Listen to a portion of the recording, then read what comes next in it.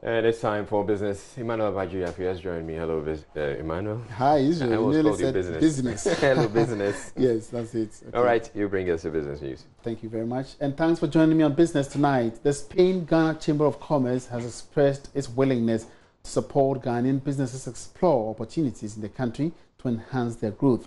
This call follows some challenges faced by investors of both countries. Deputy Head of Mission at the Embassy of Spain, Rafael Rodriguez Ponga, disclosed this to Joy Business after a tour of the Spain Chamber to the Coca-Cola bottling company in Accra. The tour is part of initiatives by the Spain-Ghana Chamber of Commerce to enhance knowledge of members on the business operations in the country. According to the Deputy Head of Mission at the Embassy of Spain, Rafael Rodriguez Ponga, Ghana's stable economic environment made it a good place for Spain businesses to consider investing. It's true that we in Spain, we tend to look towards Latin America historically, for historic reasons, but now Ghana has become a priority country in Africa. So there is a lot of potential to grow. There are established business, great business like Coca-Cola, but others. And yeah, we're in a very good moment to keep increasing this business that we do. President of the Chamber, Nadim Ghanem, noted that the Chamber is building capacity of its members to understand Ghana's business regulations. The Spanish-Ghana Chamber of Commerce also brings the value of helping the companies know the market and establish themselves, but in addition to that also a bit of lobbying, explaining the problems of all the members of the organization to the ministries with the new taxation laws, the new custom laws and other things and concerns that are there. Addressing members, Communications Manager of Coca-Cola, Bethel Yeboah, commended government initiatives to improve the business environment. Also, are encouraging government, to still look at some of these policies that is really making local manufacturing, a disincentive as compared to, the import model. And we would encourage government that they should continue doing the good work that they are doing and also look at some of these policies that have been tailored, before them to address the very, needs that local manufacturers, are asking for. And in another development, the Ministry of Business Development has launched the Ghana-India Trade Advisory Chamber in Kumasi. It will provide consultancy, training and advisory services to promote trade and investment for mutual benefit of the two countries. Love FM's Kwesi Debra was at the launch and has come through with this report.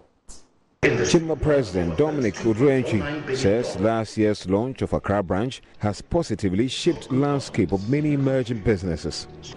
After the launch in Accra on September 17, 2018, many businesses as well as individuals have benefited from the work of the Chamber. The Chamber has much to offer businesses in Kumasi, as well as hence the decision to launch this Chamber in Kumasi. City Mayor says CBN, says Kumasi's growing population and goodwill in good quality products makes it conducive for business. And one unique thing that should also amaze and interest any business party or partner who want to come to Ghana to trade, the reason why you should come to Kumasi. One, in terms of numbers, we have the population. Our population is more than 5 million. And it will surprise you that we have more than 2.7 around coming into the city center. They are in the city center, meaning that even though we have more than 5 million population in Ashanti region, more than 2.7 are in the capital of the Ashanti region. And one thing that is so unique is that statistically it has been proven that every single day more than 1.5 million people traverse through the city. Others have to sleep, then continue their journey. The reason is simply, all those who are traveling far from the northern part of the country, who want to go to Accra will have to pass through Kumasi. By the time they reach here, they are tired, they have to sleep. Our brothers from Ivory Coast, they pass through Kumasi before they can go to Accra. Ghana's High Commissioner to India, Mike Okoye Jr., says India's industrial success makes her a good mentor. So those companies who are into plastics, into textiles, into all the various industries, we implore you, go and steal the technology. Because the 1D, 1F that the president is talking about is not a joke. We have to look at how we can manufacture. And manufacturing means training. It means machinery. It means maintenance. Reporting for Joy News, Kwesi Deborah. In other business news, the Actuarial Society of Ghana has attributed the low insurance penetration rate in the country to the lack of local professionals to create conducive insurance packages that meet the demands of prospective clients. Speaking to Joy Business at the APG Annual Convention, President of the Society, Neil Tego, says some regulations must be put in place to compel insurance firms seek services of actuarial experts in crafting insurance packages. Following the low penetration rates in the insurance industry, the Actuarial Society of Ghana has called for some priorities given them to help deal with insurance packages. President of the society, Neil Tego, says some regulations must be introduced to make the insurance industry highly competitive. A product comes into the market and you will not get the technical people speaking to it. So it's very difficult to sell such a product to an ordinary person. Now, for the person to understand exactly the features of the product, you need a little technical skill to do that. Most of our Ghanaian insurance companies have been using our young graduates to do the marketing instead of developing them technical skills to be able to even fine-tune the product they have. You see, every time a product comes out, it has a life.